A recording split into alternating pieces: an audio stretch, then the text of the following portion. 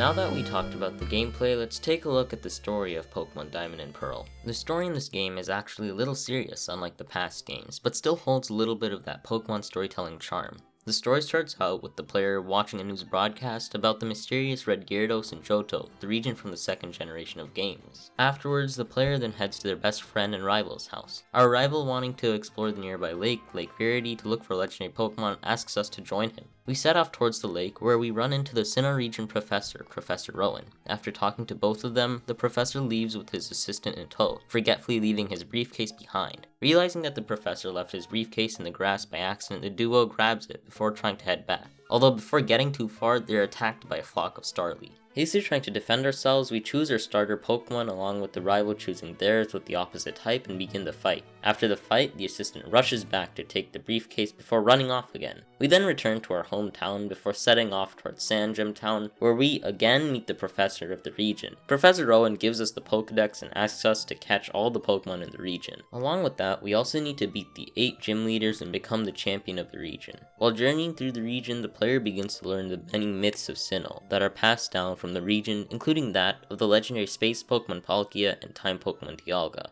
Most of these stories are found in books, along with some stories being told by Cynthia, who we later find out to be the champion of the region and our final opponent. But not only are we facing the champion, but also the evil team of this region, Team Galactic, and their slightly crazy leader, Cyrus, as he tries to summon the box art legendary of the game, either Palkia or Dialga, in order to wipe out this world, and create a new one. In the end, we fight against Cyrus and win, saving the world. After finally beating the evil team of this game, Diamond and Pearl revert back to the same old game loop of defeating more of the 8 gym leaders, along with making our way through Victory Road in order to beat the 4 best trainers in the region, the Elite Four. Once we best the Elite Four, we finally get the chance to beat the champion of the Sinnoh region, champion Cynthia. Once beating her, we finally become the region's best trainer and newest champion. Along with a pretty solid story, there's also a good amount of post-game content. That includes the capturing of all legendary Pokemon, finishing both your regional and national decks, competing in the Battle Tower, and getting all the upgrades on your Pokédex.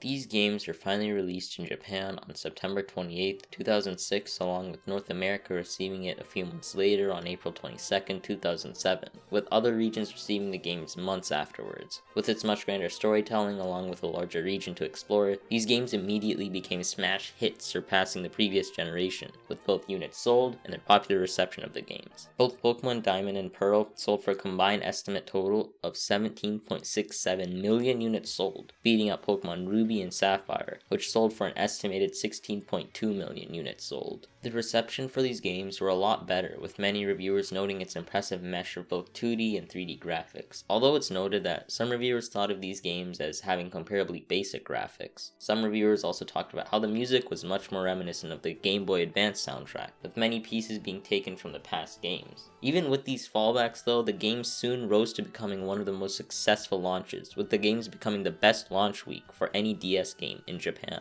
Along with the successful launch in Japan, there was also hundreds of thousands of pre-orders for the games in the US, with the games selling 1 million copies within the first 5 days of the games being released. These games were immediately smash hits, with many people calling it the best RPG of 2008. There was a massive increase in the competitive scene of Pokemon battling. With the new split of physical and special moves, once useless Pokemon like Gengar and Gyarados, which were tied to their stats being physical while their moveset being special, was now released from their shackles, becoming heavy hitters. Along with the surge in interest in competitive battling, the games also allowed for battles to take place online through the DS's Wi-Fi, allowing for people to battle anyone from all around the world. With the inherent success of these games, there came a third version of the games akin to that of Pokemon Crystal and Emerald, Pokemon Platinum. This game did away with many of the tediums of the past 2 games. Masta stated that, "We produced Diamond and Pearl as the ultimate Pokemon titles from the get-go. I felt Platinum had to be even stronger than its prequels," and many people agreed with this sentiment. With its release, many reviewers noted a more snappier feeling to the games. Platinum also came with a larger story looking more towards the antimatter legendary Pokemon Giratina. Many people loved this game, and what it added to the already fantastic Pokemon Diamond and Pearl. What these games left us with was a beautiful legacy filled to the brim with iconic moments, memorable music, and graphics that showed the potential of what the DS was fully capable of. Yet these games also showed that Game Freak was starting to lag behind. While these games sold more than past generations, they also outsold the next generation of games, Pokemon Black and White, also outselling their sequels, Pokemon Black 2 and White New. By no means does this mean that the games were not successful, but it shows that these games were slowly growing stale and a new twist was needed in order to show what Game Freak was truly capable of. And finally, a twist we received celebrating the 25th anniversary of Pokemon. The Pokemon Company showcased 2 new games in their Pokemon Presents showcase, one of which was a regular remake of Pokemon Diamond and Pearl, Pokemon Brilliant Diamond, and Pokemon Shining Pearl. But the bigger announcement was that there was going to be an open world Pokemon game, Pokemon Legends Arceus. Pokemon Brilliant Diamond and Shining Pearl was released on November 19th, 2021, while Pokemon Legends Arceus was released on January 28th, 2022. These games showed that in order for Game Freak to show what's next for these games, they had to let another development company take hold of these remakes. That company being Ilka, who were in charge of developing the remakes, while a large majority of Game Freak's staff was set to work on the open world game of Pokemon Legends Arceus. Pokemon Diamond and Pokemon Pearl were both fantastic games, and along with Pokemon Platinum, make these games one of the best in the series, with a well-written plot that tells a story that takes into account the rich history of the Pokemon world, as well as expanding the plot to a truly galactic story where time, space, and twisted dimensions are shown. These games allowed Pokemon to take on more mature themes from what they usually show. While these games show a slightly mature side of Pokemon, they're still lighthearted games at its core. These games truly saved Pokemon, giving many of those who skipped the third generation a chance to once again enjoy the simple game series of capturing and fighting Pokemon.